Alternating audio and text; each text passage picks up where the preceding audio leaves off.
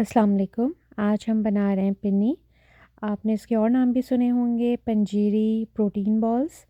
तो सबसे पहले हम लेंगे आधा कप फूल मखाने। इसको हम करेंगे ड्राई रोस्ट जब तक ये क्रिस्पी नहीं हो जाते, और इसको हम निकाल के रख लेंगे साइड पे। हम एक ही पैन यूज़ करेंगे जिसके अंदर हम सारी चीज़ों को ड्राई रोस्ट करेंगे और फिर बटर डाल के रोस्ट करेंगे। घी डाल के, एक्चुअली घी डाल के हम रोस्ट करेंगे। अच्छा, तो ये हमने किया है ड्राई रोस्ट, और इसको हमने निकाल के रख देना है साइड पे। इसके बाद हम लेंगे आधा कप चार मगज़, और इसको भी हम ड्राई रोस्ट करेंगे, बट वेरी केयरफुली क्योंकि ये बहुत ज़्यादा उड़ते हैं। अच्छा, इसके बाद हम लेंगे आधा कप काजू, उनको भी हमने कर देना है ड्राई रोस्ट। और बहुत ज़्यादा देर नहीं करना, बस ऐसे जल्दी से बस आपने उसको अंदर बस चम्मच चलाना और निकाल लेना है। अच्छा, इनको भी हमने इसी तरह निकाल निकाल के साइड पे रखते जाना है। अब हम लेंगे आधा कप अखरोट, और उसको भी हमने इसी तरह जो है ड्राई रोस्ट करना है, ताकि उनके अंदर वो जो एक क्रिस्पी सा आ जाएगा ना, बस। तो बहुत टाइम नहीं लगना, बस थोड़ा जल्दी जल्दी, ये आपका बड़ा आसानी से बनने वाला चीज़ है। अच्छा, अब आधा कप हमने ले लेना है बादाम, उसको भी हमने इसी तरह करना है ड्राई रोस्ट, और इन सबको हमने इसी तरह निकाल के साइड पे रख देना है। अब हमने अपने पैन के अंदर जो है हम डालेंगे, क्या डालेंगे? हाँ, हम डालेंगे खसखस। अच्छा, जो पॉपी सीड, जो खसखस है हमारे, हम वो लेंगे 3 से 4 चम्मच, लेकिन उसके लिए हम, हाँ, हम 3 से 4 चम्मच लेंगे, सही। और इसको भी हम कर लेंगे ड्राई रोस्ट। और ये बड़े ईज़ी इससे बनने वाली रेसिपी है, आपका ज़्यादा टाइम नहीं लगेगा। मुझे तो एक्चुअली इतनी मुश्किल नहीं लगी। बनाने से पहले मुझे लगता था कि बड़ी मुश्किल होगी, लेकिन बनने के बाद मुझे नहीं लगा कि ये मुश्किल है, बड़ी इजी सी रेसिपी है। तो इस तरह हम इसको साइड पे निकाल के रख लेंगे। एंड में हमने वैसे इन सबको पीसना ही है, तो इसलिए अगर आप ये देख रहे हो कि कोई मोटा है कोई छोटा है तो कोई फ़र्क नहीं पड़ता। अच्छा, अब हमने लिया है घी, 1 चम्मच, उसको हम कर देंगे मेल्ट। इसमें घी का इस्तेमाल भी बहुत ज़्यादा नहीं है, ये मैंने नोट किया है, तो वो जो लोग हेल्थ कॉन्शियस भी हैं ज़रा, तो उनके लिए भी अच्छा ही है। आधा कप हमने लिया है कोकोनट, क्रश कोकोनट, और इसको भी हमने जो है, इसका कलर बेसिकली चेंज हो जाएगा, भूनना है हमने इसको। तो जब हमारी ये कोकोनट अच्छे से भुन जाएगी ना, तो इसके अंदर हम डालेंगे आधा कप किशमिश। किशमिश भी बड़ा अच्छा सा फ्लेवर देता है, और किशमिश आपके बच्चों की हेल्थ के लिए बहुत अच्छी चीज़ है। बहुत से बच्चे नहीं शौक से किशमिश खाते हैं, तो मैं तो खैर इसको पीस दूँगी ताकि उनको पता ना चले। और बस इसी तरह हमने इसको हल्के से करना है, किशमिश और कोकोनट को, ताकि ये सॉफ्ट भी हो जाए हमारा किशमिश, और कोकोनट हमारा थोड़ा सा कलर चेंज कर ले। इसके बाद हमने इसको इसी तरह साइड पे निकाल के रख देना है। एक बड़ा थाल हमने ले लेना है जिसके अंदर सारा काम करेंगे हम। एक ही बर्तन, कोशिश करें कम से कम बर्तन आपके जो हैं इस्तेमाल हों। अब हमने लेना है अपना ग्राइंडर, और ये सारे जो मिक्स नट्स हैं जिनको हमने ड्राई रोस्ट किया था, इनको हम पीस लेंगे। अच्छा, अब ये आपके ऊपर है कि आप इनको कितना पीसना चाहते हो, क्योंकि मैं इनको लड्डू के फॉर्म में बनाऊंगी, तो मैं इसलिए ज़्यादा पीस रही हूँ। अगर आपने इनको एक पाउडर के फॉर्म में रखना है कि आप 1-2 चम्मच रोज़ के खा लें, तो आप इनको मोटा भी पीस सकते हैं, आपकी चॉइस है। बच्चे क्योंकि बहुत तंग करते हैं, बहुत पिकी होते हैं कि ये इसके अंदर ये क्या है वो क्या है, तो इस वजह से जो है मैं इसको बिल्कुल ही पीस रही हूँ। अच्छा, अब ये हम ले रहे हैं खसखस।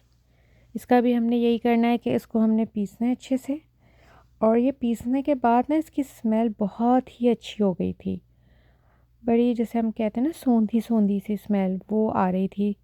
तो ये अब हमने पीसना शुरू कर दिया है सारा कुछ। तो हमने नट्स पीसे हैं, अब हमने इसमें पीस के डाल दिया अपनी खसखस, और अब हम इसके अंदर पीस रहे हैं अपना कोकोनट और किशमिश। और जब हमारा ये भी पिस जाएगा तो हम इसको उसी के अंदर, अपने मिक्सचर के अंदर मिला देंगे। बहुत आसान रेसिपी है, आप जब बनाएं तो अपने बच्चों को अपने साथ लगाएं। मेरा जो इस वक्त कैमरा मैन है वो मेरा बच्चा ही है तो इसलिए हो सकता है कि आपको थोड़ा देखने में मसला हो, कैमरा हिले, क्योंकि वो छोटी सी बच्ची है मेरी जिसने पकड़ा हुआ है। और बच्चे साथ लगते हैं ना, तो फिर उनको बाद में खाने में भी इंटरेस्ट होता है कि क्या बन रहा है।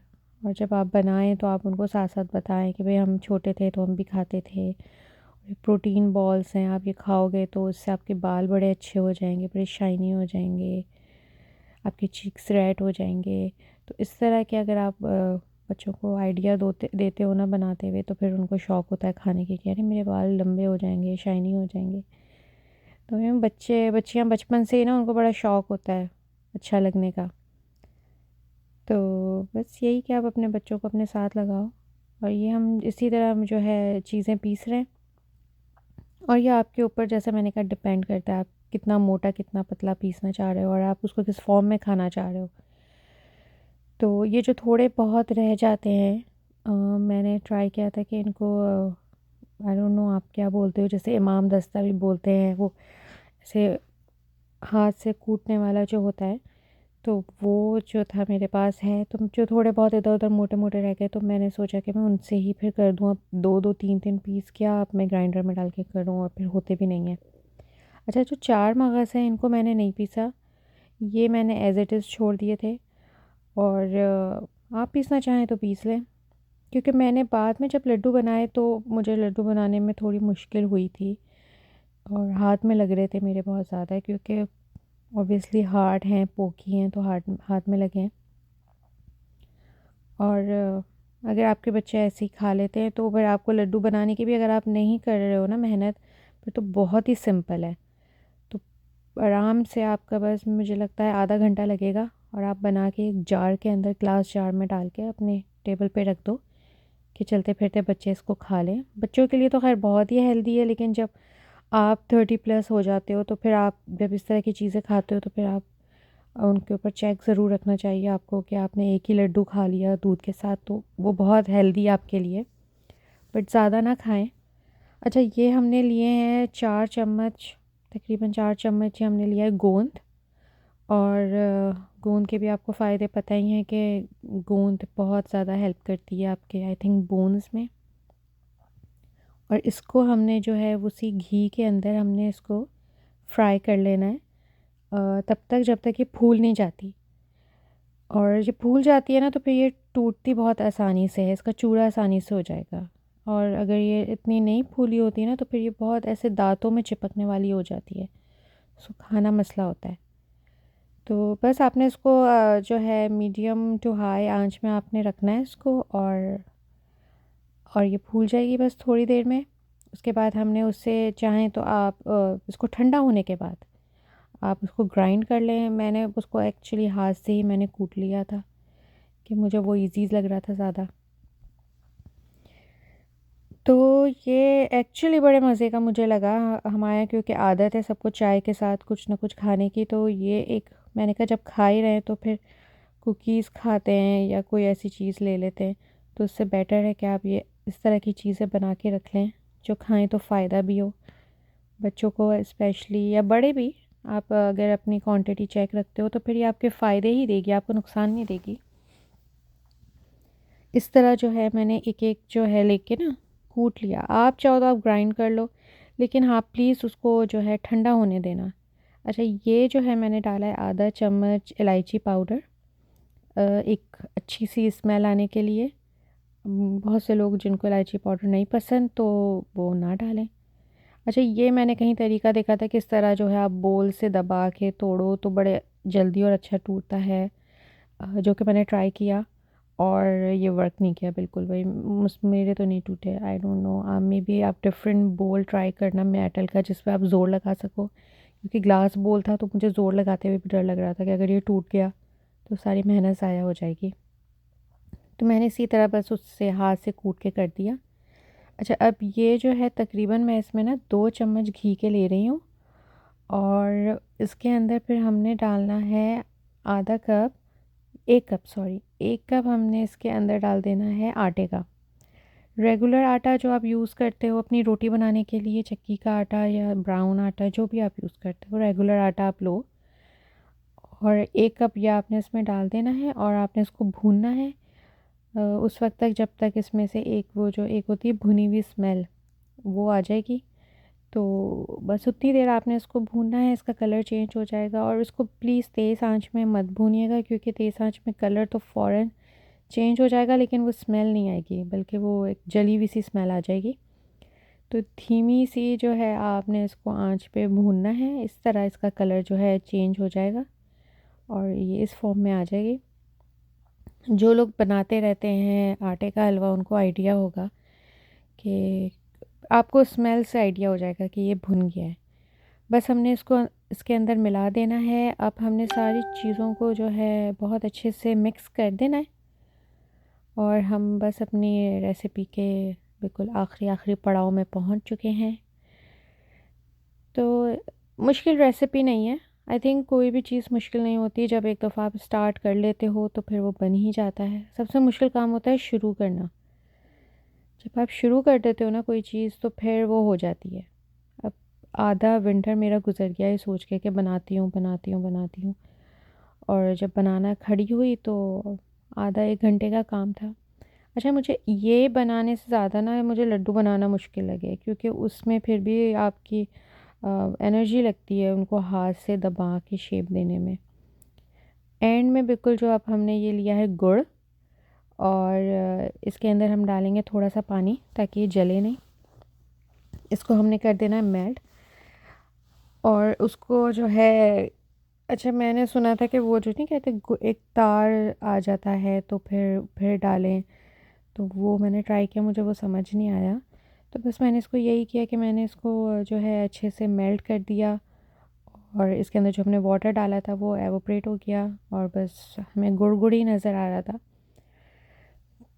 उस हाल में जब आ जाए तो फिर आप उसको उस मिक्सचर में डाल दो और उसको अच्छे से मिक्स कर लो, क्योंकि बहुत गर्म होगा तो बी केयरफुल। अच्छा, ये इसमें मैंने थोड़ा सा घी भी डाल रही हूँ, आई थिंक शायद कलर के लिए और वो उसकी एक थिकनेस के लिए, तो वो एक अच्छा सा लगने लगता है फिर। अब इसको हम जो है जब उसमें मिक्स करेंगे ना, तो जब मैंने मिक्स किया, क्योंकि उस वक्त था वो बहुत गर्म, तो प्रॉपर मिक्स नहीं हो रहा था, और फिर ये जैसे ही ठंडा होता है ये जमने लगता है, तो वो फिर जमना शुरू हो गया था, गुठलियाँ सी बनने लगी थी। तो फिर मैंने ये किया कि जो मिक्सचर था ना वो मैंने दोबारा इसी अपने पैन के अंदर डाल के और हल्की आंच पे फिर मैंने उसको मिक्स किया, तो बड़ा अच्छा प्रॉपर मिक्स हो गया था। तो अगर आपके साथ भी ये मसला हो तो फिर आप यही करना कि आप ये नहीं सोचना कि ख़राब हो गया है, तो उसको दोबारा पैन में डाल के अच्छे से जब आप, क्योंकि वो गुड़ दोबारा मेल्ट होना शुरू हो जाता है, फिर आप उसको मिक्स करने लगोगे ना तो वो बहुत अच्छे से मिक्स हो जाएगा। मुश्किल सबसे ज़्यादा जो है मुझे, बस क्योंकि पता नहीं शायद मेरे एक्चुअली राइट हैंड में पेन भी बहुत ज़्यादा रहता है, तो शोल्डर पेन रहता है, तो शायद इस वजह से मुझे जो है लड्डू बनाना ज़्यादा मुश्किल लग रहे थे। लेकिन मुझे ऐसा लगा कि ये शायद वो लड्डू नहीं है कि जो आप अपने बच्चों से बनवाएं, क्योंकि इसमें थोड़ा एफ़र्ट लगता है, ये भुरभुरे से होते हैं तो ये टूटते हैं मुसलसल। तो अच्छा, जितना ये गरम होगा ना, नीम गरम सा, उतना आपके लिए लड्डू बनाना आसान होगा। जैसे जैसे ये ठंडे होता जाता है लड्डू बनाना मुश्किल होता जाता है। तो मैंने फिर ये किया था कि मैंने वहीं पे ना चूल्हे पे ही इसको रख लिया था, और इसको जैसे अच्छे से मिक्स करके मैंने वहीं चूल्हे पे रख लिया था, तो ये बिल्कुल हल्का सा गर्म था। और उस वक्त फिर मैंने लेके हाथ में जब लड्डू बनाए ना, तो फिर लड्डू बड़े अच्छे आराम से बनते गए, क्योंकि जैसे ये ठंडा होता जाता है ये इतना भुरभुरा होता जाता है कि ये एक साथ जुड़ता ही नहीं है। मैंने जब ये रेसिपी देखी थी तो उसमें तो उन्होंने इसी तरह ही पैन में बना के और फिर बैठ के उन्होंने लड्डू बनाए थे। आई डोंट नो, उनके तो बन रहे थे, लेकिन मेरे नहीं बने थे। तो जैसे कि मैंने आपसे कहा ना कि वो उस वक्त वो गर्म होता है, आप हाथ से मिक्स नहीं करते, और जब आप हाथ से मिक्स करने लगते हो ना, तो उस वो फ़ौरन ही गुड़ जो है जमना शुरू हो जाता है। तो आपको जैसे दिख भी रहा होगा कि वो ऐसे जम रहा है, अलग अलग होना शुरू हो गया है। तो फिर मैंने यही इसी तरह उठा के ना, मैंने हाफ़ पैन में डाल के उसको हल्की आंच पे जो है किया था मिक्स, तो वो इस तरीके से हो गया था कि पूरे के अंदर मिक्स भी हो गया था, और ये थोड़ा सॉफ्ट हो गया था कि जब मैं इसको शेप दे रही थी, इसको मोल्ड कर रही थी, तो वो बन रहे थे ईज़िली। तो फिर अगर जैसे बनाते में भी मुझे लगा कि ठंडे होते जा रहे हैं, तो मैं इसको फ़ौरन पैन में डाल के हल्का सा करती थी, फ्यू सेकंड, और वो जैसे ही वो गर्म होते हैं वैसे ही वो बनना शुरू हो जाते हैं। तो बहुत आपने हीट अप नहीं करना, इतना जितना आपका हाथ बर्दाश्त कर ले। तो हाथ में लेके एक्चुअली आपने इसको ज़ोर से दबाना है ताकि वो जुड़ते जाएँ। इसलिए आपके जो है मसल पावर इसमें यूज़ होंगे थोड़े, जो कि बाद में आप लड्डू खा के अपनी एनर्जी पूरी कर लेना। तो बस इसी तरह आप इसको लेके और जो है दबाते जाओ और ये इस तरह लड्डू बन जाएंगे। अच्छा, एक दफ़ा जब ये बन जाएंगे ना लड्डू, फिर ये टूटते नहीं हैं कि आपको लगे कि आप इसको टच करो तो ये टूट जाए, मतलब ऐसा कुछ नहीं है। फिर ये लड्डू के फॉर्म में ही रहेंगे। तो फिर ये चाय के साथ खा लो, दूध के साथ खा लो, चलते फिरते खा लो। और आप बच्चे भी बहुत शौक़ से खाते हैं, इसका फ्लेवर भी अच्छा था। तो अगर आपके बच्चों को ये इशू है कि ये नज़र आ रहा है, वो नज़र आ रहा है, तो फिर आप सब कुछ ही पीस दें। और अगर नहीं है इशू तो फिर आप ऐसे ही खा लें। अच्छा, अगर आप इसको पाउडर फॉर्म में खा रहे हैं तो फिर आप गुड़ नहीं डालें, फिर आप ब्राउन शुगर डाल दें इसके अंदर। तो ये हमारे लड्डू तैयार हैं। इनको आप खाएं, एंजॉय करें और मुझे दुआओं में याद रखें। अल्लाह हाफ़िज़।